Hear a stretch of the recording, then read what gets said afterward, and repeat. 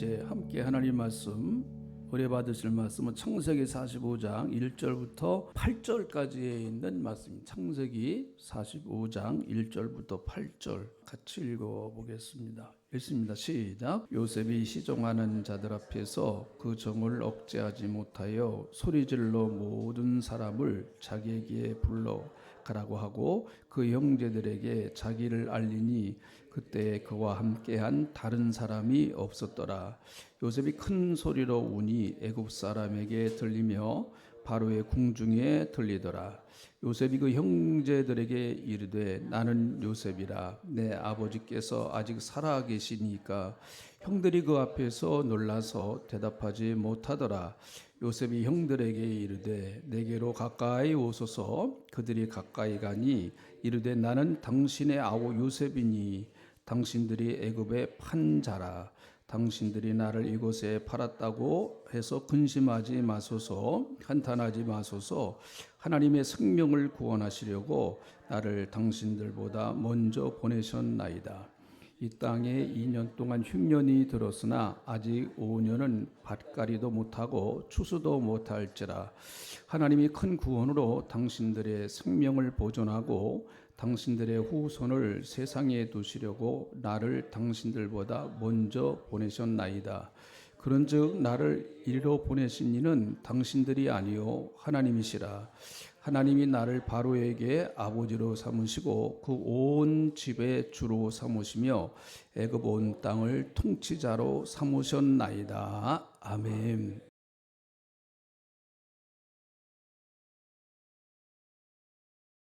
창세기에는 도대체 예수님의 모습이 어떻게 나타나고 있는가 하는 것을 좀 이렇게 계속 시리즈로 말씀을 전하고 있고 또 은혜 받고 있습니다. 몇 번 말씀드렸습니다만은 그 성경의 가장 중요한 그 핵심, 그러니까 성경을 몇 문장으로 딱 줄이라고 하면 예수 그리스도를 통한 인간의 구원, 그것이 성경이 우리에게 주시려고 하는 가장 핵심적인 그 메시지인 것이죠.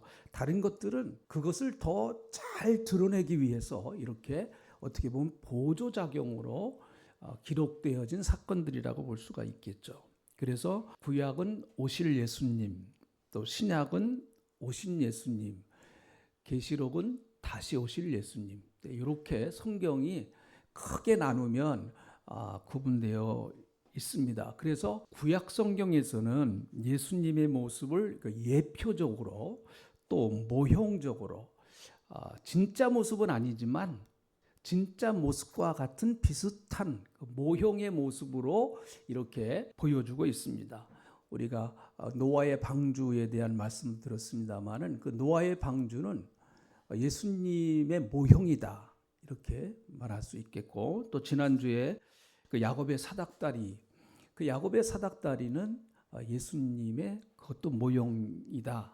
그래서 그 모형학이라고 하는 것이 있습니다. 그리스도의 모형학, 성경의 모형학이라고 하는 아주 주제도 있어요. 오늘은 그래서 하나님께서 그 구약 성경에서 그 신실한 신앙인들, 정말 하나님을 신실하게 잘 섬겼던 그 신앙인들의 인물을 통해서 궁극적으로 그 신앙인들의 그 참 훌륭한 인격, 또 훌륭한 신앙의 모습, 아름답게 살아가는 모습들, 단순히 그것만을 보여주기 위해서 어떤 한 인물의 전기를 기록해 놓은 것이 아니죠. 만약에 그것이 그것만으로 기록해 놓았다고 하면 성경은 일종의 위대한 사람들의 전기라고도 볼 수가 있겠죠. 아브라함 참 위대하다. 또 오늘 우리가 소개할 요셉 얼마나 참 위대한 사람입니까? 그러나 성경은 위대한 사람들의 성품이나 인격이나 또 사역을 통해서 궁극적으로 그리스도께서 어떤 분이시며 또 그리스도의 성품이나 또 그분의 인격 또 그분의 사역은 어떤 것인가 하는 것을 이렇게 구약에서는 그림자 형식으로 우리에게 보여주셔서 구약 성경에서는 오실 메시아를 기다리게 하는 그런 형태로 예수님의 모습이 드러나고 있습니다. 자, 오늘 우리가 봉독한 이 말씀에는요, 요셉이 등장하죠. 요셉. 그 요셉의 이야기는요, 창세기에서 가장 많은 부분을 차지합니다. 굉장히 많은 부분을 차지해요. 요셉이요. 요셉 하면 여러분 뭐 흠잡을 게 좀 없을 정도로 이렇게 너무나 완벽한 삶을 살았어요. 물론 요셉도 부족한 것이 있었습니다만, 그러나 성경에 나오는 그 수많은 사람들과 비교해 보면 요셉은 차원이 다른 삶을 살았습니다. 창세기에 나오는 중요한 그 인물 4명이 있다고 그랬죠. 창세기 12장부터 50장까지 나오는 흔히 말하면 4대 족장. 족장 이야기죠. 족장 이야기. 첫 번째 족장이 아브라함, 또 이삭, 야곱, 요셉. 이 4사람을 4대 족장이라고 그러는데, 아브라함보다 요셉은요, 또 이삭보다 요셉은, 그리고 또 야곱보다 요셉은 너무나 흠결이 없는 삶을 살았어요. 어떤 성경학자가 요셉을 통해서 보여준 그리스도의 모습 하면서 이렇게 정리를 한 것을 좀 보았는데, 이번에 설교 준비해서 보았는데 한 18가지 된다. 요셉을 통해서 보여주시는 예수 그리스도의 모습이 한 18가지 정도 된다. 이렇게 그 정리를 해놨더라고요. 그 중에 몇 가지만 소개해 보면, 여러분, 요셉은 야곱에게 가장 사랑받는 아들이었습니다. 마찬가지로 예수님도 하나님께 사랑받는 독생자이시죠. 가장 모든 하나님의 사랑을 다 받으시는 독생자 예수님. 또 그뿐만 아니라 이 요셉은 자기 형들의 미움을 받아가지고 결국은 노예로 팔려가죠. 애굽으로요. 그것과 마찬가지로 예수님도 은 30에 가룟 유다가 예수님을 팔아버렸죠. 그 당시에 은 30이라고 하는 돈은 한 사람의 노예의 값입니다. 은 30이요. 그러니까 예수님도 결국은 노예로 팔린 것이나 마찬가지라고 볼 수가 있겠죠. 요셉은 또 한 가지는 고난의 세월을 끝내고 우리가 잘 아는 대로 애굽 나라의 총리 대신이 됩니다. 애굽의 바로 왕이 거의 모든 권력을 요셉에게 일임을 했습니다.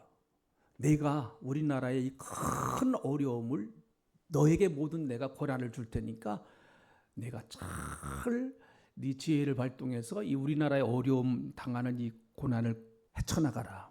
총리가 됐습니다. 그것과 마찬가지로 예수님도 십자가를 지시고 또 부활하시고 승천하심으로 말미암아 하나님의 가장 영광스러우신 우편에 지금 앉아 계시잖아요. 이런 모든 것들이 요셉과 예수님의 생애가 이렇게 비교해 보면 거의 비슷한 모습으로 이렇게 보여질 수 있다. 우리가 흔히 평행이론이라고 그러잖아요. 평행이론. 거의 비슷한 모습으로 이렇게 드러날 수 있다라고 하는 것이죠. 오늘 이 본문 말씀을 통해서 요셉이 보여주는 예수님의 모습은 어떨까?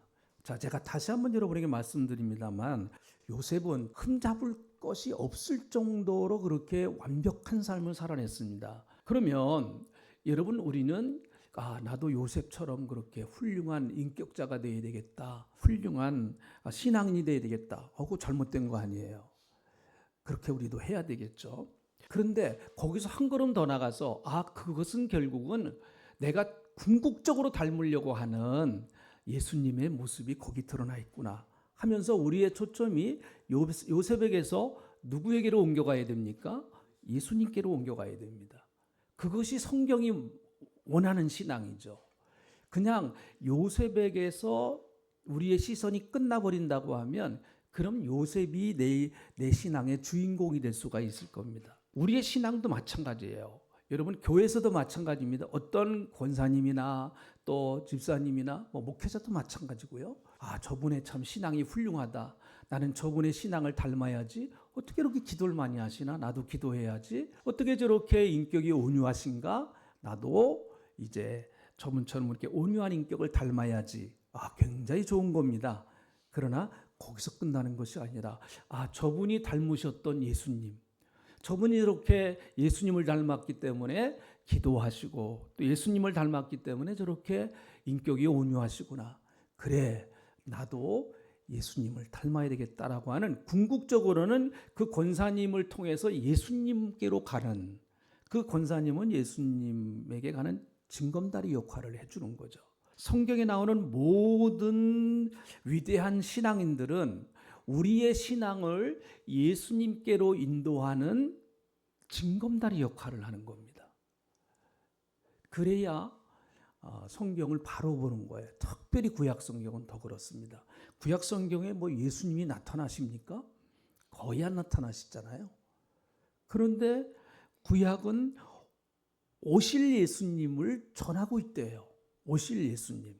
이게 복음적인 입장에서 성경을 바로 보는 거거든요. 그럼 어떻게 우리가 구약 성경을 볼 거냐? 제가 금방 말씀드렸던 것처럼 요셉이라고 하는 인물을 통해서 궁극적으로 우리는 예수 그리스도의 모습을 봐야 되겠죠. 자, 그래서 요셉이 보여준 예수님의 모습은 어떠한 모습일까? 우선 첫째는요. 오늘 이 본문 말씀은요. 요셉과 형제들이 다시 재회하는 그 아주 성경에서 창세기에서 제일 아름다운 모습 가운데 하나예요.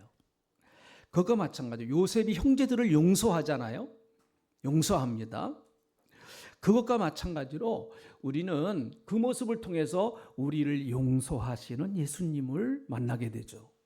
한번 따라합시다. 예수님은 우리를 용서하신다. 네, 할렐루야. 네, 그렇습니다.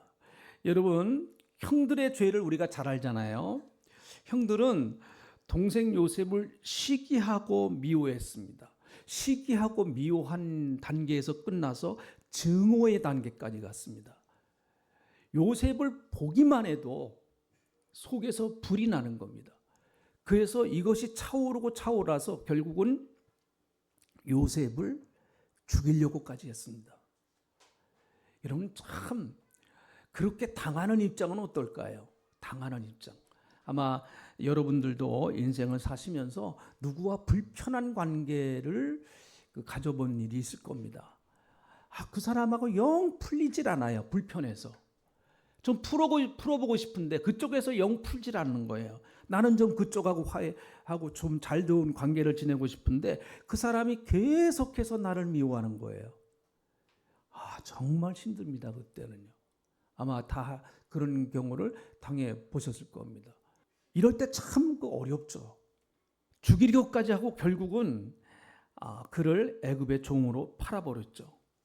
자, 그래서 그렇게 한 굉장히 오랜 시간, 시간적으로 보면 거의 20여 년이라고 하는 시간이 흘렀습니다. 15년, 20여 년 그 이상의 시간이 한 17, 8년의 시간이 흘렀어요. 그리고 다시 이제 이 본문 말씀에서 다시 만나는데, 물론 그 이전에도 몇 번 만났는데 오늘 다시 만나서 재회하는 그런 아주 너무나 그 아름다운 장면이 나와요. 자, 이럴 때 요셉은 애굽에 가서 총리 대신이 됐습니다. 다시 말하면 막강한 권력을 가지고 있는 거예요. 그런데 형들은 지금 그 앞에 와서 바짝 엎드려서 우리에게 양식을 좀 팔아주십시오 그렇게 얘기를 합니다. 양식이 모자라 가지고 애굽이나 가나안 땅이나 큰 흉년이 들어가지고 양식이 다 떨어졌어요. 근데 애굽에 먹을 것이 있다고 하는 얘기를 듣고 그 형들이 애굽에 와서 양식을 사러 왔는데 결국은 요셉 앞에 바짝 무릎 꿇었습니다. 자, 요셉은 막강한 권력을 가지고 있어요. 흔히 말하는 이런 권력이죠. 하늘에 나는 새도 떨어뜨릴 수 있는 권력이다. 하늘에 나는 새가 야, 너 떨어져 그러면 떨어진다는 거예요. 지가 예수님인가? 하여튼 그런 권력, 이거 엄청난 권력이래. 절대 권력이라고 하는 거죠. 그럼에도 불구하고 여러분 오늘 이 본문 말씀에 보면 요셉이 자기 자신의 정체를 밝혀요. 여러분, 형님들 내가 요셉입니다 하면서 자기의 정체를 밝히는데, 자, 그러면서 3절에 있는 말씀을 보세요. 3절. 요셉이 그 형들에게 이르되 나는 요셉이라. 내 아버지께서 아직 살아계시니까 형들이 그 앞에서 놀라서 대답하지 못했다 그래. 깜짝 놀란 거예요. 자기 동생이 분명히 자기들은 종으로, 애굽의 종으로 팔아버렸는데, 그리고 까맣게 잊어버렸습니다. 그런데 그 요셉이 애굽의 총리 대신 돼서 권자에 앉아가지고 형님들 내가 당신이 판 요셉입니다. 지금 그렇게 나오고 있는 거예요. 그러니까 그들이 얼마나 놀랬겠어요. 자, 그럴 때 요셉이 4절에 있는 말씀 보세요. 요셉이 형들에게 이르되 내게로 가까이 오소서. 그들이 가까이 가니 이르되 나는 당신들의 아우 요셉이니 당신들이 애굽의 판자입니다. 이렇게 얘기를 해요. 여러분, 여기까지 말을 들었을 때 그 형들의 마음이 어땠을까요? 아마 우린 여기서 꼭 죽었구나. 이제는 저 요셉이 우리에게 보복을 할 텐데, 우린 여기서 뭐 죽든지 아니면 평생 감옥에 살든지 그럴 것이다 라고 그렇게 두려웠고 떨고 있는데, 요셉이 정말 위대한 얘기를 합니다. 그것이 5절의 말씀이죠. 자, 5절 같이 읽어보겠습니다. 참 대단한 사람이에요, 요셉은요. 읽어봅니다. 시작. 당신들이 나를 이곳에 팔았다고 해서 근심하지 마소서, 한탄하지 마소서. 하나님이 생명을 구원하시려고 나를 당신들보다 먼저 보내셨나이다. 네. 야, 참 요셉이 대단한 말을 해요. 당신들이 나를 팔았다고 그렇게 걱정하지 마십시오. 이곳으로 나를 보내시니가 여러분들이 아니라 하나님이십니다. 이렇게 얘기를 해요. 요셉은 형들을 깨끗하게 용서를 합니다. 물론 이것이 갑자기 이루어진 사건은 아니라고 봐요. 좀 시간이 걸려서 요셉도 마음이 안정이 되고 또 하나님의 축복도 받고 하면서 요셉의 신앙도 더 견고해졌기 때문에 이런 것이 가능했다라고 봅니다. 어쨌든 요셉은 자기의 형들을 용서합니다. 이런 모습을 통해서 우리는 아무리 우리가 하나님 앞에 큰 죄를 졌다고 할지라도, 또 예수님 앞에 죄를 졌다고 할지라도 도저히 인간이 바라볼 땐, 사람이 바라볼 때는 용서받지 못할 죄인 것 같지만, 그러나 우리도 하나님 앞에 와서 또 예수님 앞에 와서 우리의 죄를 고백하고 우리의 죄를 아뢰면 하나님은 죄를 용서하신다는 거예요. 예수님은 죄를 용서하신다는 겁니다. 여러분, 누가복음 23장 34절에 보면 예수님이 십자가를 지시면서 십자가에서 하신, 자기를 창으로 찌른 그 사람들을 위해서 간절히 기도하시는 모습이 나오잖아요. 자, 누가복음 23장 34절에 있는 말씀을 한번 같이 읽어보겠습니다. 자, 함께 읽어봅니다. 시작. 이에 예수께서 이르시되 아버지 저들을 사하여 주옵소서. 자기들이 하는 것을 알지 못하니이다 하더라. 그들이 그의 옷을 나눠 제비 뽑았다. 그렇게 말합니다. 예수께서 이르시되 아버지 저들의 죄를 사하여 주시옵소서. 자기들이 하는 것을 알지 못합니다. 여러분, 제일 무서운 것 가운데 하나가 자기가 하는 것이 잘못됐다라고 하는 것을 모르면서 악한 일을 하는 거. 이건 정말 무서운 겁니다. 죄에 대한 무지죠. 죄에 대한 무지예요. 여러분, 그 히틀러 시대에 히틀러가 정권을 잡고 있을 때 수많은 유대인들을 죽였습니다. 그것에 앞장섰던 사람들이 나중에 이제 2차 대전이 끝나고 나서 전범 재판을 받습니다. 그런데 여러분, 그 전범 재판을 받는 것을 취재하던 기자가 깜짝 놀랐어요. 너무나 평화로운 얼굴로 재판장에 등장을 하는 거예요. 얼굴에 여러분 무슨 죄책감을 느낄 수가 없는 거예요. 600만이 죽었지 않습니까? 600만. 수많은 사람들을 가스실에다 갖다 집어넣고 그랬는데, 그 일을 주도했던 사람들이 여러분 얼굴에 안색이 변하지 않는 거예요. 그래서 나중에 그 기자가 그 취재한 사건들을 책으로 써냈습니다. 인간은 참 무서운 존재다. 여러분, 우리가 하나님 앞에 우리의 죄를 고백하면 하나님은 어떠한 죄라도, 예수 그리스도는 어떠한 죄라도 십자가에서 말씀하신 것처럼 주여 저들의 죄를 사하여 주시옵소서라고 하시지 않았습니까? 여러분, 인간은 연약하기 때문에 누구나 하나님 앞에 허물이 있을 수 있습니다. 우리가 오늘도 주님 앞에 허물이 있게 나왔습니다. 그렇지만 예수 그리스도의 십자가를 의지하면, 그래서 우리가 하나님 앞에 나올 때 다른 방법 없습니다. 예수님의 십자가를 의지해서 하나님 앞으로 나오는 거예요. 예수님의 십자가를 의지해서 하나님 앞에 기도도 드리고 예수님의 십자가를 의지해서 하나님 앞에 예배도 드리는 거예요. 왜요? 우리는 허물이 많기 때문에 그렇습니다. 우리는 부족하기 때문에 그래요. 하나님이 우리의 부족한 모습을 그대로 보시고 심판하신다고 하면 여기에 우리가 살아남을 사람이 어디 있겠습니까? 그러나 우리는 그때마다 예수 그리스도의 십자가의 은혜를 다시 붙잡습니다. 주님, 나는 부족하지만 주님, 예수님의 나는 십자가를 의지합니다. 여러분, 꼭 어떠한 죄를 졌다고 할지라도 그건 자기만 아는 거예요. 뭐 다른 사람 모르잖아요. 자기만 아는 겁니다. 참 부끄러운 것, 하나님 앞에 부끄러운 것들이 있을 수 있습니다. 그럴 때 다시 우리는 예수 그리스도의 십자가를 의지할 수 있는 그렇다고 하면 예수님이 반드시 용서하신다고 하는 그 사실을 믿는 믿음을 가지고 주님 앞에 나오시기를 예수님의 이름으로 축복합니다. 자, 또 한 가지는 두 번째, 요셉은 형제들과 다시 화목했어요. 우리 본문 말씀 보면 정말 화목합니다. 다시 갈등을 해결하고 화목하게 되었습니다. 우리는 이 모습을 통해서 화목해 하시는 예수님의 모습을 발견할 수가 있습니다.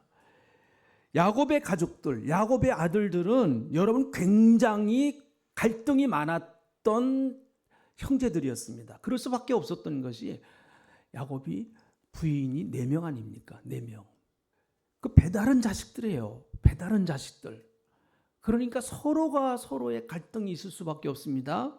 그래서 사실은 이 요셉이 배다른 형제이기 때문에 어떻게 보면 그렇게 팔았을지도 모르겠죠. 자기 친형제라고 하면 참 그렇게는 놨을 수 없을 텐데 어쨌든 여러분 갈기갈기 찢어진 이 가정에 요셉을 통해서 화목이 이루어지게 된 것입니다. 아버지의 마음도 평화를 얻었고 형제들 간에도 서로 용서하고 화목한 가정, 화목이 회복됐어요. 자, 45장 1절을 보면요. 요셉은 참 멋있는 사람이에요. 요셉은요. 45장 1절에 있는 말씀을 한번 보겠습니다. 자, 같이 읽어보겠습니다. 시작. 요셉이 시종하는 자들 앞에서 그 정을 억제하지 못하여 소리질러 모든 사람들을 자기에게 물러가라 하고 그 형제들에게 자기를 알리니 그때 그와 함께한 다른 사람이 없더라. 2절 요셉이 크게 우니 먼저 개혁성경에는 방송대곡했다고 그랬어요. 먼저 개혁성경에는 그 말이 좀 더 자극적으로 우리에게 들리는 것 같아요. 크게 울었다. 여러분 이것은 서러워서 운 것이 아니죠. 형들을 보고 억울하게 운 것도 아닙니다.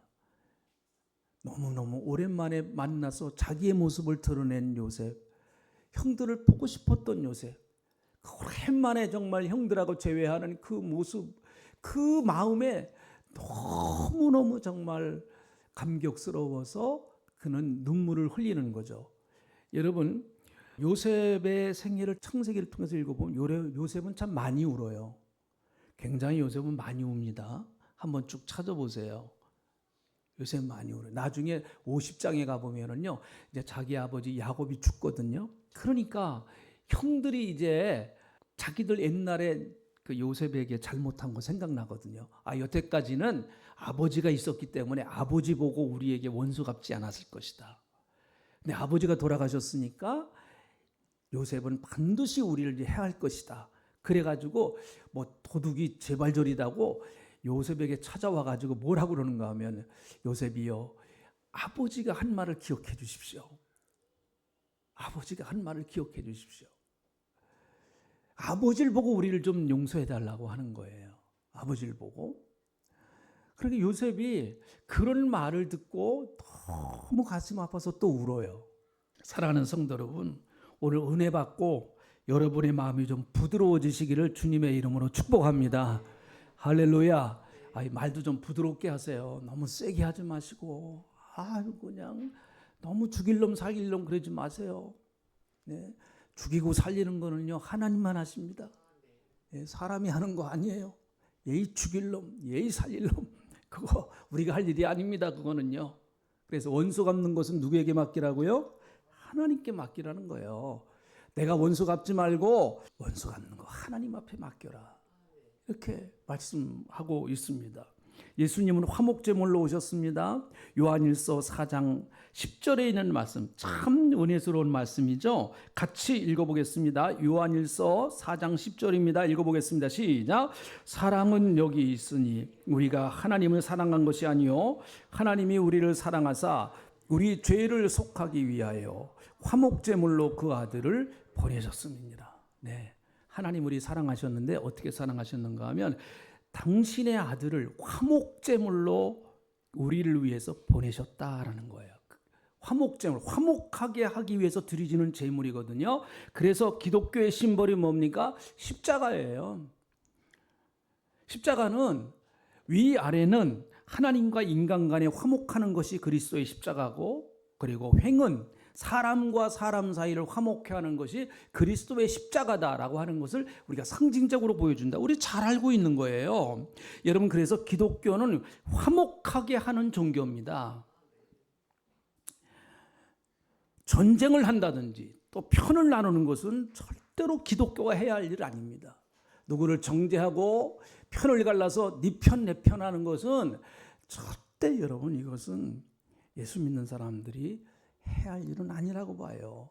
이것은 예수님의 마음과 심히 거리가 먼 것이라고 봅니다. 우리가 분별하고 구별할 줄은 알아야 됩니다. 저것이 잘못됐다라고 하는 것을 잘 지혜롭게 분별할 줄을 알아야 됩니다. 그렇지만 그렇다고 해서 그 사람을 원수로 삼는 것은 우리 기독교가 아닙니다.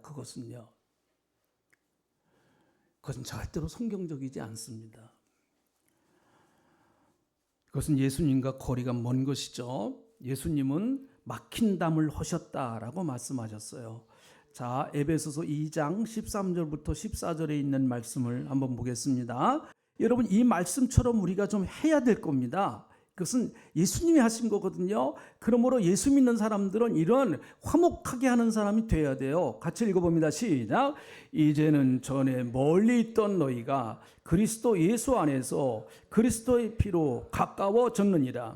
그는 우리의 화평이신지라 둘로 하나를 만드사 원수된 것 곧 중간에 막힌 담을 자기 육체로 허셨다. 이렇게 말씀하죠. 중간에 막힌 담, 이방인과 유대인 간에 막힌 담 헐어버리셨다는 겁니다. 하나님과 인간 사이에 막힌 담 헐어버리셨다는 겁니다. 너희는 전에 멀리 있던 자들이다. 그런데 그리스도 예수 안에서 그리스도의 피로 가까워졌다라고 말하는 거예요.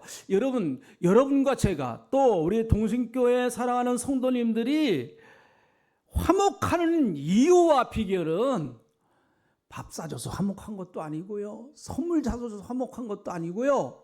그것은 오직 예수 그리스도의 피로 맺은 형제와 자매이기 때문에 그렇습니다. 자, 아멘 좀 하시죠? 아멘. 막힌 담을 다 예수님이 허셨기 때문에 그렇습니다. 주님이 허신 막힌 담을 내가 또 다시 세우면 안 되지 않습니까? 예수님은 막힌 담을 당신의 육체로 허셨다라고 말합니다. 여러분, 예수님의 육체가 십자가에서 어떻게 되셨나요? 철저하게 찢어지셨습니다. 머리에 가시면류관, 양발 양손에 대못 받으시고 옆구리엔 창을 받으시고 몸을 찢으셔서 담을 헐어버리신 거예요. 그러니까 여러분, 화목이라고 하는 것이 거저되는 건 아니더라고요. 보면 좀 여러분을 불편하게 지내는 분들이 계십니까? 내 편에서 먼저 희생해야 돼요. 내 편에서 내 몸을 찢는 것 같은 희생이 있어야 화목이 되는 거지. 네가 희생해 이러면 그 담은 허물어지지 않습니다. 예수님은 이 땅에 화목제물로 오셨습니다. 그리고 그 화목케 하는 사명을 저와 여러분들에게도 주셨습니다. 너희는 화목케 하는 자다. 예수님이 얼마나 안타까워하셨으면 화평케 하는 자는 복이 있나니 그는 하나님의 아들이라 일컬음을 받을 것이다 라고 말씀하십니다. 여러분이 가는 곳곳마다 깨어진 곳을 화목하게 하고 갈라진 곳을 하나로 만들고 상처난 사람들의 마음을 감싸서 한 무리로 만드는 그런 일을 할 수 있는 그런 역할 하시기를 주님의 이름으로 축복합니다. 자, 요셉의 모습을 통해서 우리는 화목케 하시는 하나님의 모습, 화목케 하시는 예수 그리스도의 모습을 봅니다. 또 한 가지는 마지막으로 요셉이 애굽과 야곱의 가족을 7년 흉년에서 구원했듯이 우리는 요셉의 모습을 통해서 구원자 되시는 예수님의 모습을 볼 수 있습니다. 여러분, 오직 요셉만이 7년 이 흉년의 문제를 요셉만이 해결할 수가 있습니다. 애굽의 바로 왕도 해결할 수 없습니다. 다른 그 어떠한 사람도 해결할 수 있는 사람이 단 한 사람도 없습니다. 요셉만이 해결할 수가 있습니다. 마찬가지예요. 우리의 죄 문제, 여러분 누구만이 해결하실 수가 있을까요? 예수 그리스도만이 해결할 수가 있습니다. 그래서 마태복음 2장 21절에 여러분 우리가 너무 잘 알잖아요. 아들을 낳으리니 이름을 예수라 하라. 그는 자기 백성을 저희 죄에서 구원할 자다. 죄에서 구원할 자 예수 그리스도다. 여러분 우리를 가난해서 어느 정도 도와줄 사람도 있을 겁니다. 복지사회로 나가면 여러분 질병도 어느 정도 국가에서 책임질 수도 있을 겁니다. 교육도 어느 정도 책임질 수가 있을 겁니다. 그러나 아무리 선진국이 된다고 할지라도 국가가 죄 문제 해결 못합니다. 교육이 죄 문제 해결하지 못합니다. 국방력이 죄 문제 해결하지 못합니다. 여러분 인간의 원초적인 죄 문제를 해결하는 것은 오직 예수 그리스도밖에 없는 줄로 믿습니다. 그래서 우리는 그 예수 그리스도를 의지하고 예수 그리스도가 나의 구원자라고 고백하는 거예요. 계시록 20장 10절에 있는 말씀을 보면 한번 읽어보실까요? 계시록 20장 10절에 있는 말씀 한번 읽어보겠습니다. 같이 읽어봅니다. 시작. 또 그들을 미혹하는 마귀가 불과 유황못에 던지나니 거기는 그 짐승과 선지자들도 있어 세세토록 밤낮 괴로움을 받으리라. 불과 유황못에 던져진다.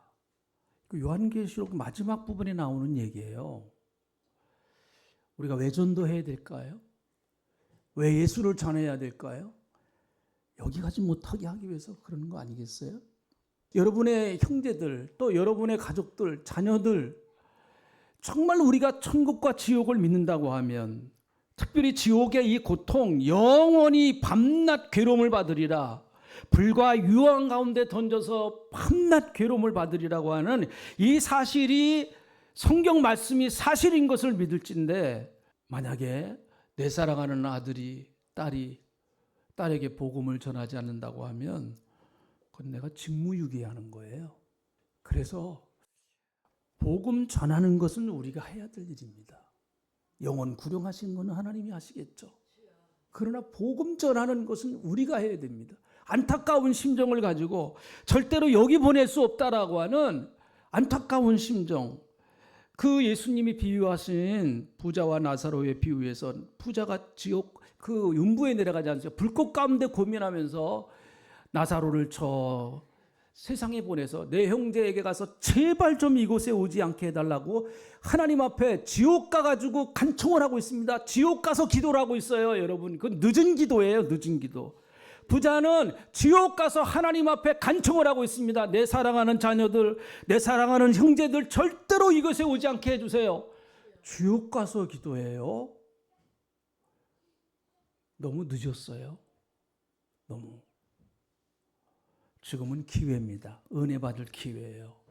꼭 여러분 예수님 전하셔서 우리 교회를 채우려고 전도하는 거 아닙니다. 그건 이제 결과적으로 나타나는 거죠. 지옥 갈 영혼 살리자.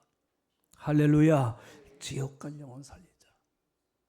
예수님 그분 의지하면서 승리하는 저와 여러분 되시기를 주님의 이름으로 축복합니다. 기도하겠습니다. 하나님 고맙습니다. 우리는 오늘 요셉을 통해서 예수님의 모습을 보았습니다. 용서하시는 예수님, 화목하게 하시는 예수님, 그리고 구원하시는 예수님의 모습을 보았습니다. 이 예수님을 우리도 믿고 평생 의지하며 나가는 주님의 백성들이 될 수 있도록 하나님께서 역사하시고 도우시고 이끄시고 축복하여 주시옵소서. 감사합니다. 우리 사랑하는 성도님들, 어떤 상황 어떤 환경 가운데서도 십자가의 주님 바라보게 하시고 그래서 다시 용기를 얻고 다시 일어서게 하시고 십자가에서 나를 위해서 피 흘리신 그리스도, 그래서 부활하셔서 새 생명을 주신 예수 그리스도, 그분을 바라보며 우리가 험난한 세상이지만 힘있게 앞을 향하여 걸어나가는 저희들이 다 되게 하나님이 역사하시고 이끄시고 채워주실 줄로 믿습니다. 감사합니다. 예수님의 이름으로 기도하옵나이다. 아멘.